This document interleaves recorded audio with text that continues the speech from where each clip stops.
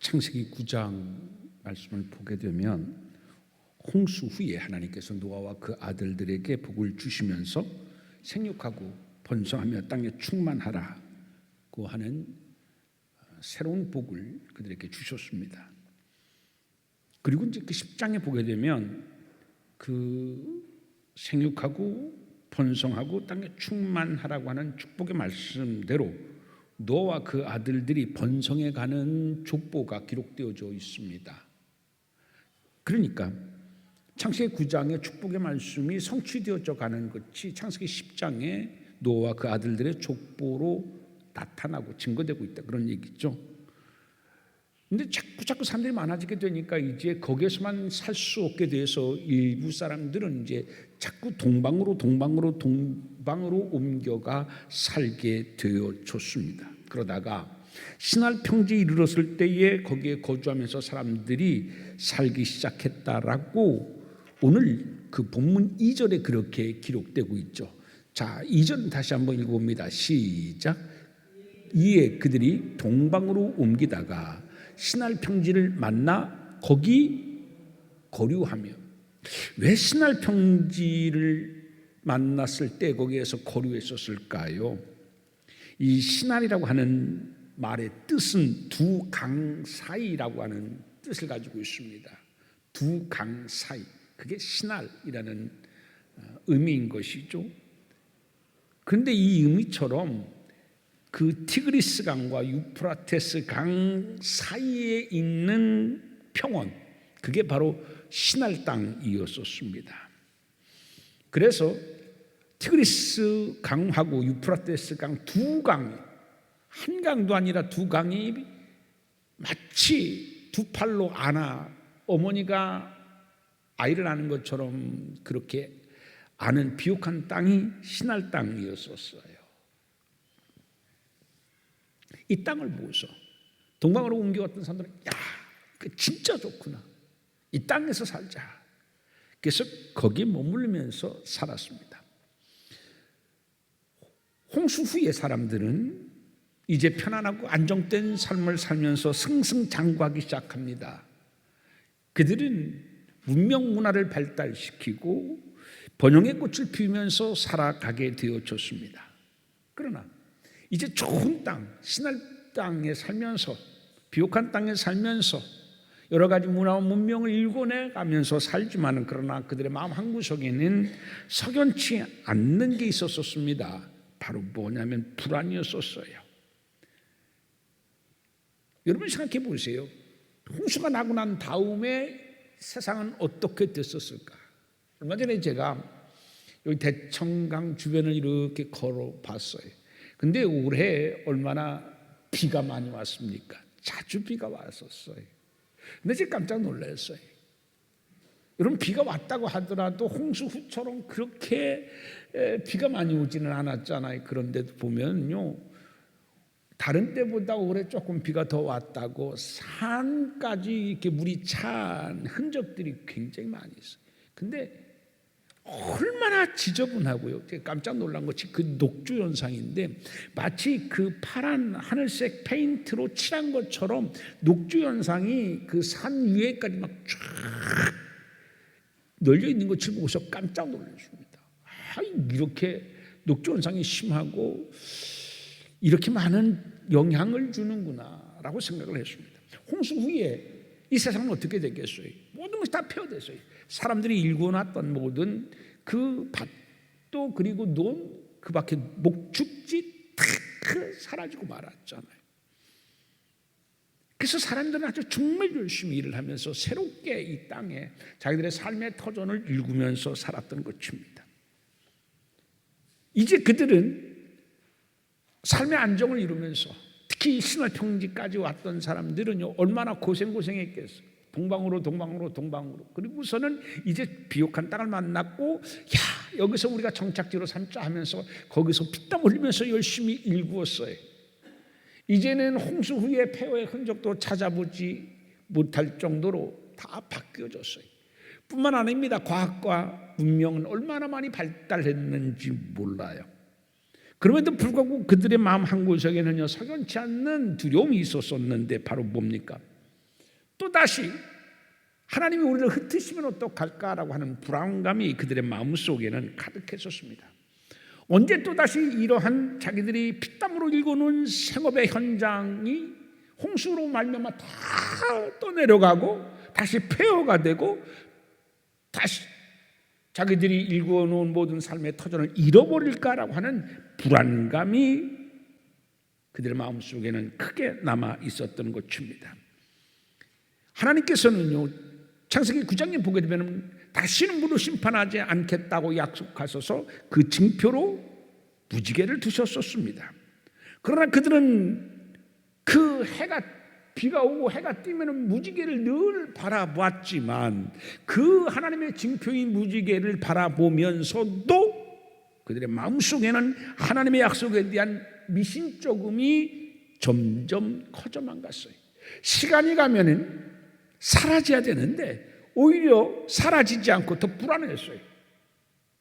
어제보다 오늘 더 문명과 문화가 발달됐고 삶의 여러 가지 것들이 더 좋아지자 그들은 이것을 더 잃어버릴 것 같은 염려에 휩싸이게 되어졌습니다.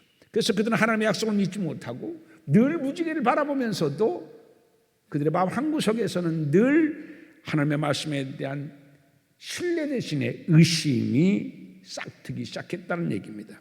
그 불신의 결과물로 나타난 것이 뭡니까? 우리가 잘 아는 것처럼 바로 바벨탑입니다. 이 바벨탑은 많은 역사학자들, 고고학자들은 연구했는데 그 연구의 결과에 의하게 되면 이 바벨탑은 피라미드 모양으로 되어 있었다고 합니다. 그래서 높이는 적어도 90m 이상의 7층 높이로 되어져 있는데 그리고 가로 90m, 세로 90m 굉장히 크죠. 대형 건물입니다. 지금도 여러분 90m인 그러한 대형 건물이 흔치 않잖아요. 그런데 그 어마어마한 대형 건물이 90m의 높이로 세워졌습니다. 그것은 그 당시 얼마나 건축 그리고 과학 문명이 발달되어졌는가를 우리에게 보여주는 것입니다. 그들은 노아 홍수 이전에 없었던 문화와 문명을 일궈냈고 과학을 꽃피웠던 것입니다. 이 창세기 11장의 바벨탑의 이야기가 나오지만 이 바벨탑은 하나님에 의해서 다 무너지고 말았어요. 끝내 다 쌓지 못했어요. 그런데 나중에 보게 되면 이 무너진 바벨탑을 재건했는데 그 누가 재건했냐면 여러분이 잘 알고 있는 바벨론의 느부갓네살 왕이 있잖아요. 그 느부갓네살 왕이 이 바벨탑을 재건했는데 그 이야기를 우리는 어떻게 할 수 있느냐면 느부갓네살 왕의 비문에 보게 되면 이 바벨탑을 재건했다는 이야기가 거기에 기록되어지고 있어요. 그 기록을 봐도 비문에 그 높이가 자그마치 100m 정도 되어졌다라고 기록되고 있습니다. 그러니까 그걸 보면 바벨탑을 재건했잖아요. 그러니까 적어도 이 창세기 11장에 나오는 바벨탑이 90에서 100m 정도 되어지는 어마어마한 높이의 대형 건물을 쌓았다라는 얘기입니다. 여러분 고가 사다리가 있었겠습니까? 뭐가 있었겠어요? 무슨 장비가 있었겠습니까? 그런데도 어떻게 그렇게 90m에서 100m 가까이 되어지는 엄청난 건축물을 그렇게 그 당시에 쌓아올 수 있었을까? 생각해 보면 참 많이 발달했구나라는 것을 알 수 있습니다. 그만큼 그들의 삶은 안전하고 튼튼하고 모든 것들을 향상시켰습니다. 그런데 삶은 향상되어졌고 삶은 안정의 이제 궤도에 올랐지만 그러나 마음 한구석에는 언제 우리가 읽어놓은 이 모든 결과물들이 다 하나님에 의하여 흩어짐을 당하고 또 물에 의하여 다 휩쓸려 떠내려가면 어떡할까라는 불안감이 그들 마음속에는 늘 있었습니다. 이 바벨탑을 쌓은 사건은 노아의 그 홍수 이후에 보게 되면 한 150년 정도 되지 않을까 이렇게 사람들은 추정하고 있습니다. 150년에서 그 조금 더 될 수도 있겠죠. 그런데 150년 그만 하더라도 얼마나 긴 세월입니까? 그런데도 어떻게 해요? 그들의 마음속에는 150년의 세월이 흘렀지만 아직까지도 그 홍수로 인한 폐허에 대한 두려움, 불안, 하나님이 언제 우리를 심판하실지 모른다고 하는 생각에서 그들은 벗어날 수가 없었습니다. 그러면 여러분 어떻게 해야 돼요? 이 불안이 있으면 어떻게 해야 돼요? 불안이 있으면 어떻게 하면 이 불안에서 벗어날 수가 있었을까요? 그것은 하나님께서 노아 홍수 이전에 그 홍수로 말미암아서 심판한 것이 왜 심판했느냐면 죄악이 관용되었기 때문에 그랬어요. 그러면 맞아, 그것을 거울 삼아서 우리가 하나님 앞에 더 거룩하게 말씀 가운데 서야지라고 생각을 하면서 이 불안을 신앙으로 이기고 극복하고 예방해야 되잖아요. 그런데 그런 생각은 하지 않고 엉뚱한 결과로 나타났습니다. 뭘로 나타났느냐? 하나님이 큰 물이 흩으려고 해도 흩어지지 않게끔 우리가 과학과 문명을 우리가 더 열심히 발전시키면 되겠다라고 하는 걸로 나타났다. 그래서 여러분 바벨탑의 목적이 오늘 본문 4절에 보게 되면은요, 흩어짐을 면하기 위해서라고 기록하고 있습니다. 무슨 말입니까? 하나님이 아무리 자신들을 흩으려고 해도 하나님이 흩어지지 못하도록 우리가 우리의 삶을 튼튼하게 안전하게 지켜내야겠다라는 생각이 되어졌다는 얘기입니다. 그들은 동방에서 동방으로 계속해서 걸어오면서 마침내 찾은 신할 평원, 이 비옥한 땅을 잃고 싶지를 않았습니다. 그들은 늘 두려움에 빠졌어요. 불안에 빠졌어요. 이걸 잃어버리면 어떡하지?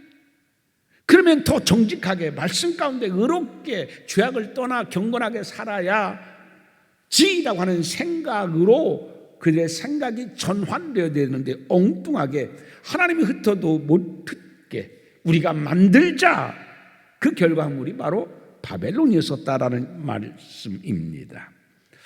그래서 물로 다시 심판하지 않겠다는 하나님의 약속의 말씀을 믿지 못하면서 온 불안이 결국 이 바벨탑을 만들었다는 이야기인 것입니다.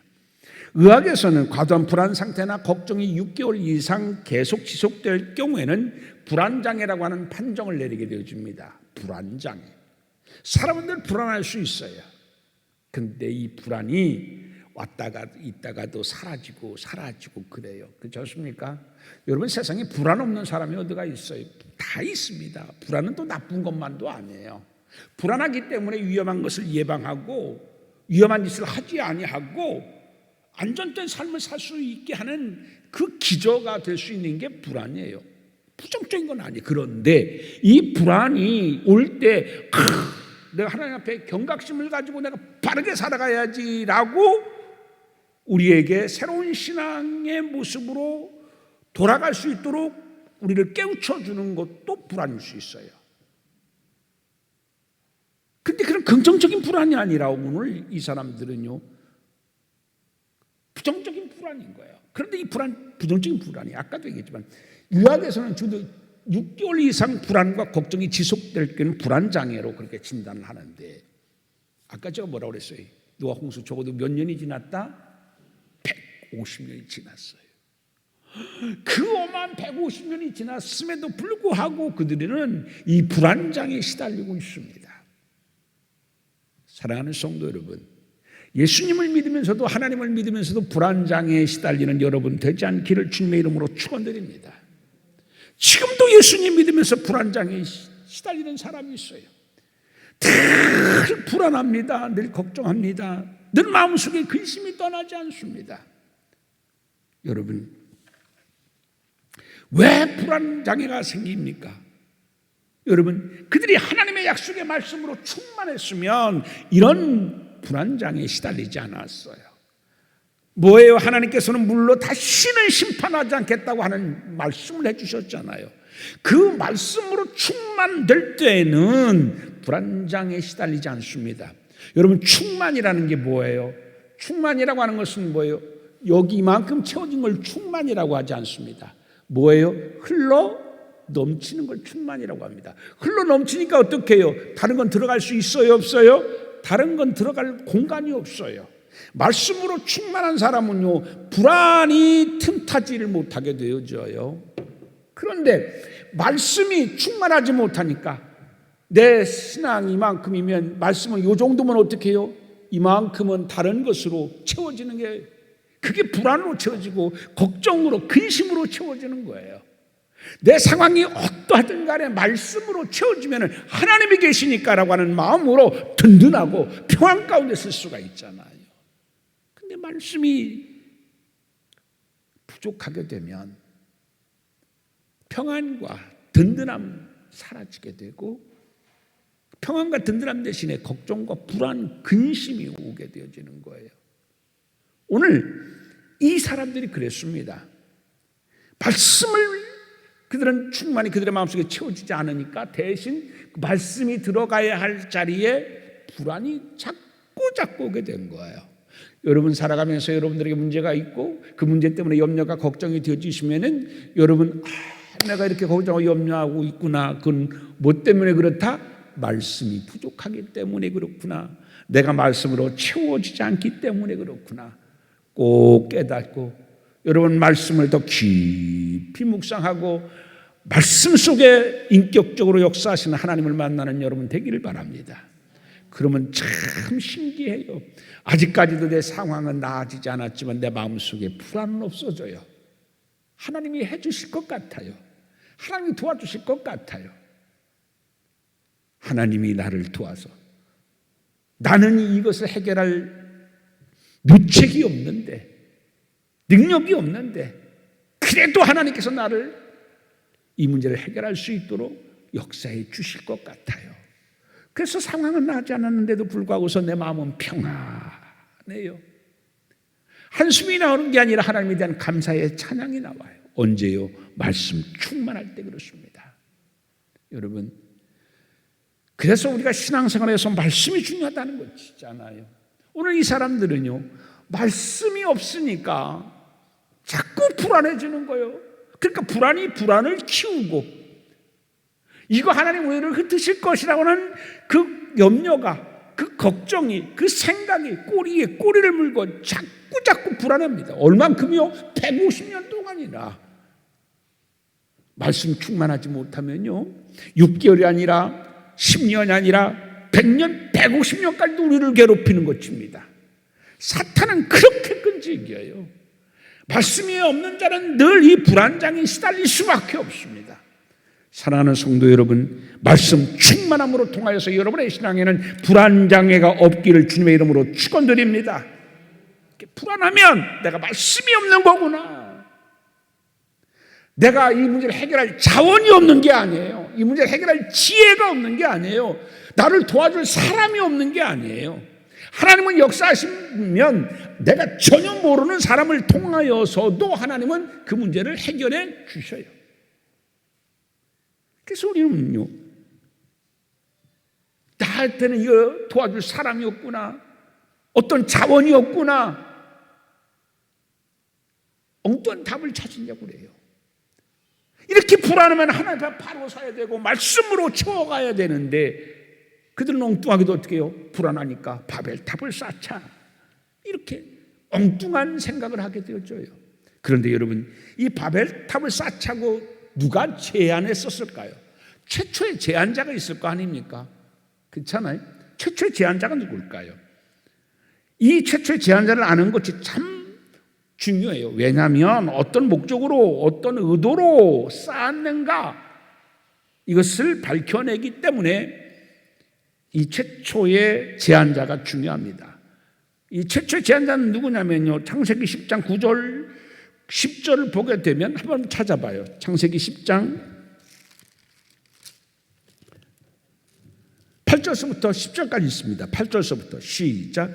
구스가 또 니므로를 낳았으니 그는 세상의 첫 용사라. 그가 여호와 앞에서 용감한 사냥꾼이 되었으므로 속담에 이르기를 아무는 여호와 앞에 니므롯같이 용감한 사냥꾼이로다 하더라. 그의 나라는 신할 땅의 바벨과 에렉과 약각과 갈레에서 시작되었으며, 여러분 거기 보게 되면 자, 이 제한자가 누구냐면 니무롯이래요. 왜? 여러분 10절에 보면 그의 나라는 신할 땅의 바벨에서 시작했다라고 기록하고 있잖아요.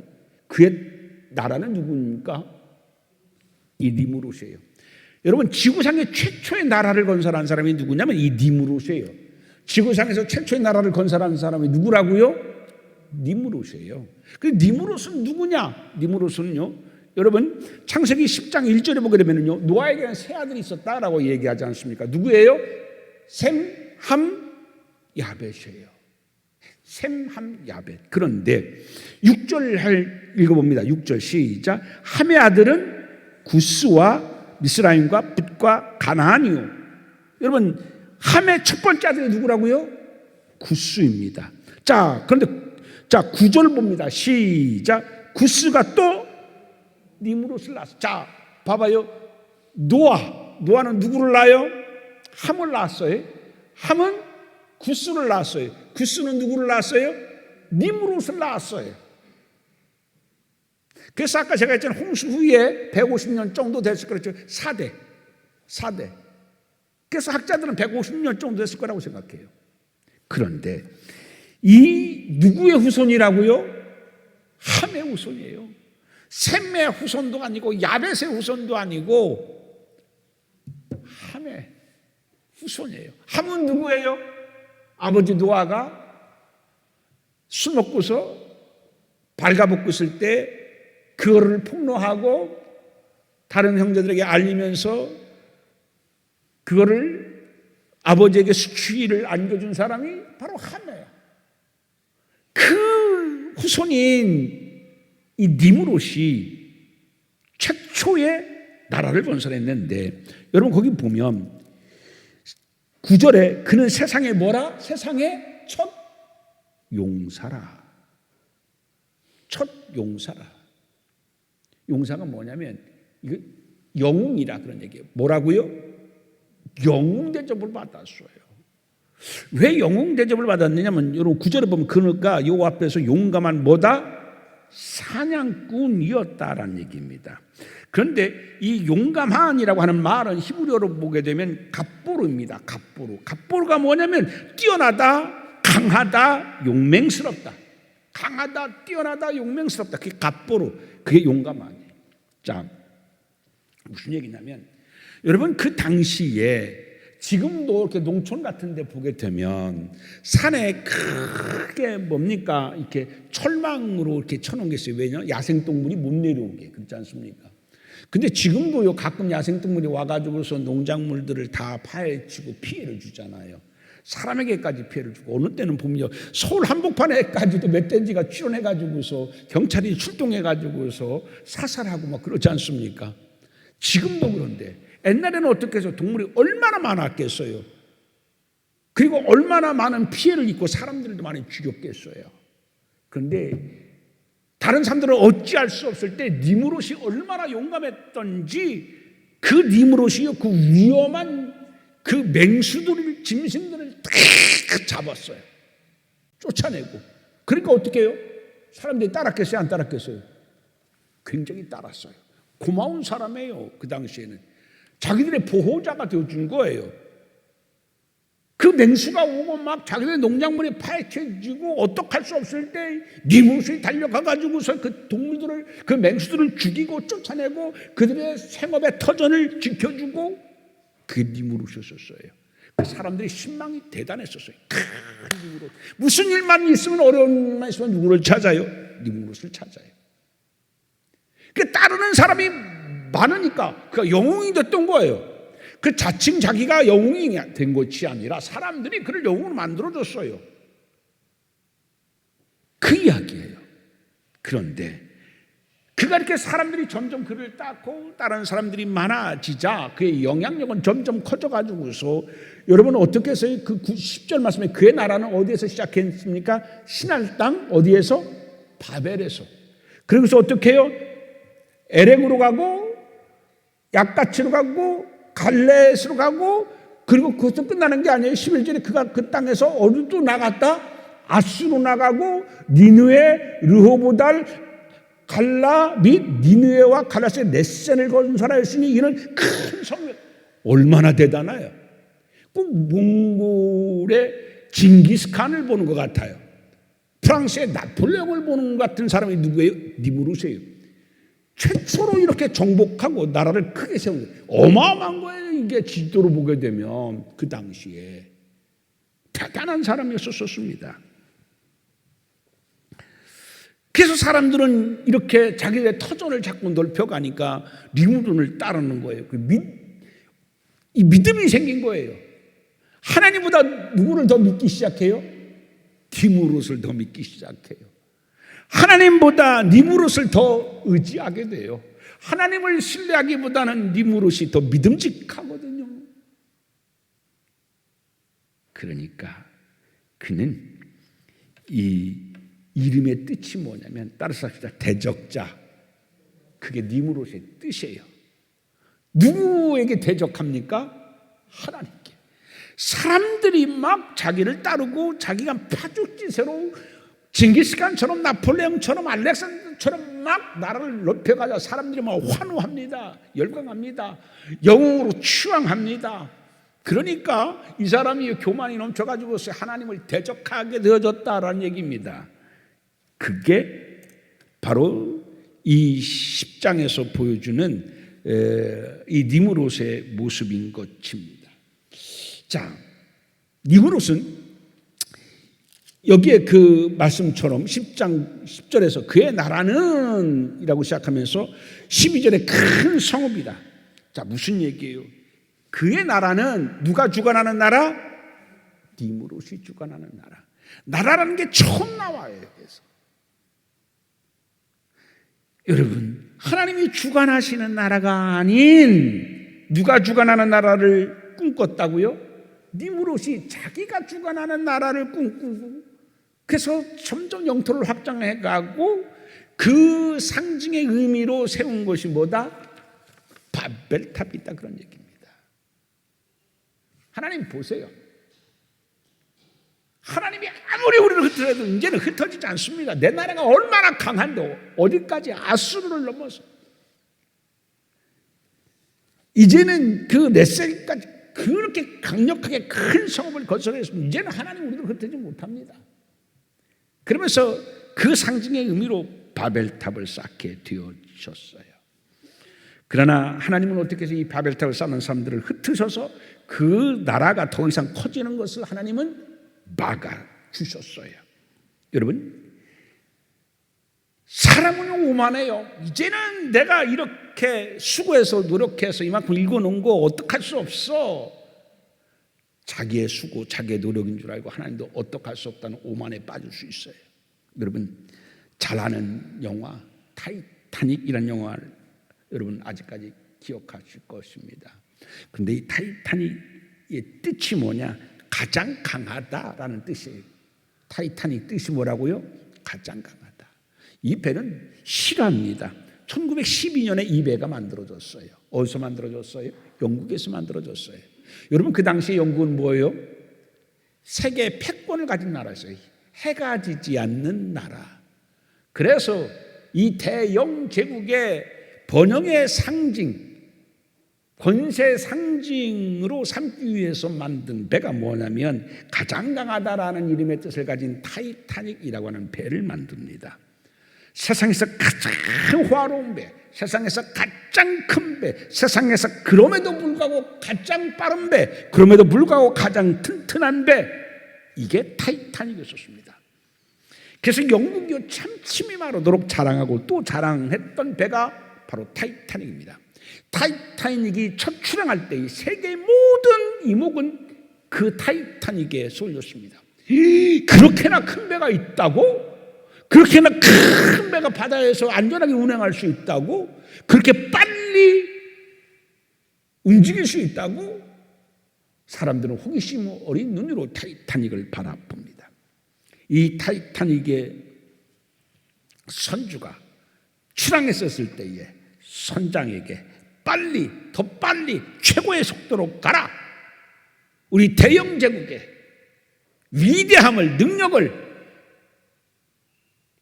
우리의 능력을 뽐내자. 그리고 재촉했습니다.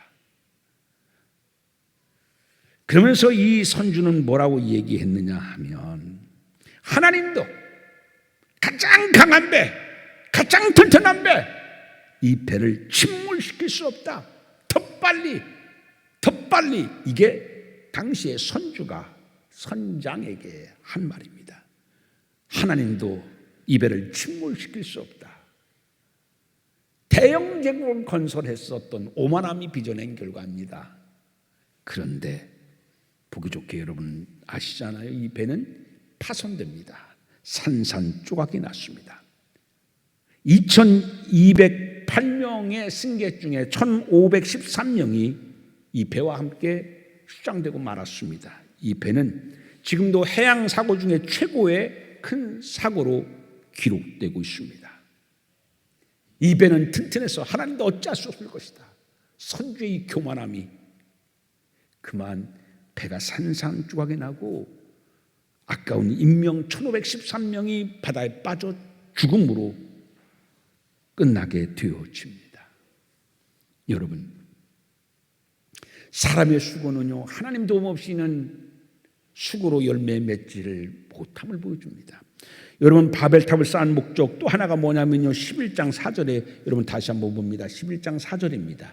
시작. 또 말하되 저 성읍과 탑을 건설하여 그 탑 꼭대기를 하늘에 닿게 하여 우리의 이름을 내요. 이게 뭐예요? 우리 이름을 내요. 야, 우리가 이렇게 큰 일을 했어. 우리가 이렇게 문화와 문명을, 업적을 이루었어. 내가 해냈어. 그거를 우리 후손들에게 자랑스럽게 알리자. 내가 해냈어. 해낸 사람들의 이름을 거기에 기록하자라는 얘기예요. 누가 해낸 걸? 내가 해냈다. 하나님 없이도 우리가 이렇게 해냈어. 그 이름을 여기에 기록하자. 이게 바벨탑의 또한 목적이었습니다. 여러분, 미국의 남북전쟁을 기억하실 것입니다. 아주 치열한 전투였었습니다. 마지막 남북전쟁의 마지막 전쟁이 무엇이면 버지니아에서 이루어졌었던 그 아포마톡스에서 발생한 전쟁입니다. 그게 미국 남북전쟁의 마지막 전쟁입니다. 여기에서 노예 해방을 주장했었던 북군이 남군을 이겨서 대승하게 됩니다. 그러자 국회에서 이 전쟁에서 승리한 것을 기념하기 위하여서 그 의사당 벽에 승리한 사람들, 공을 세운 사람들의 이름을 벽에 기록해서 영원히 남기자고 결의하려고 의견을 냈습니다. 그 공을 세운 가장 앞에 쓴 사람이 누구냐면 국방장관, 그 다음에 장군들 순서로 쭉 해가지고서 그들의 이름을 빛내자. 그런데 여러분, 그거를 강력하게 반대한 사람이 누군 줄 압니까? 자기의 이름이 첫 번째 이름에 등장할 당사자인 당시의 국방장관 스탠턴 장군입니다. 스탠턴 장군은 그렇게 말했습니다. 여러분, 그렇게 하면 안 됩니다. 우리가 승리한 것이 아니라 하나님이 승리하게 만들어 주셨습니다. 우리의 이름을 기록하지 말고 성경을 거기에 기록하여 주시기 바랍니다. 그가 이야기한 성경이 뭐예요? 시편 118편 23절입니다. 이는 여호와의 행하신 것이요 우리의 눈에 기이한 바로다. 누가 행했다고요? 하나님께서 행하셨어요. 내가 행한 게 아니야. 내 공로가 아니야. 지금 바벨탑을 쌓은 사람들은요, 하나님 없이 우리가 이렇게 해냈다, 우리의 이름을 적자, 그렇게 얘기하고 있어요. 이 모습과 남북전쟁에서 승리를 이끈 국방장관 스탠턴 장관이 너무나 대조되지 않습니까? 우리가 행한 것이 아닙니다. 우리가 행한 것이 아니요 여호와께서 행하신 것이고 우리의 눈에 비치는 것이 뭐예요? 기이한 거예요. 진짜 이길 수 없는 걸 이기게 해주셨어요. 이룰 수 없는 걸 이루게 해주셨어요. 이거는 우리의 능력, 우리의 수고, 우리의 노력이 아니라 하나님이십니다. 사랑하는 성도 여러분, 오늘 본문을 통해서 하나님은 우리에게 뭘 말씀합니까? 내 삶의 주관자는 누구인가? 나는 니므롯처럼 하나님 없이 내가 뭔가를 이루겠다고 살아가고 있는 사람은 아닌가? 여러분 시편 127편 1절 여러분 잘 아시죠?